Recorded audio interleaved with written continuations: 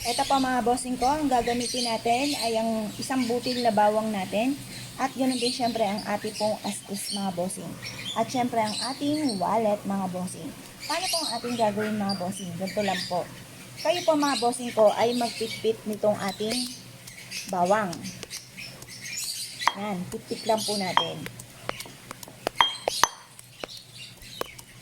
Ngayon po habang tayo nagpipitpit, sa isipan po natin at ibubukas sa ating bibig na simula na ito ng tagumpay, kailanman na hindi na kayo mamumblema tungkol sa usapin ng pera. At pagkatapos po niyan, ito yung ating dahon. Ilalagay nyo lang po ito, yung pinagpitpitan, dito sa ating dahon. Ayan. Yan po mga bossing. Magkakaroon ako ng napakaraming pera. Siksik-liglig at umaapaw at maraming blessing ang darating sa akin. Ganyan po ang gagawin.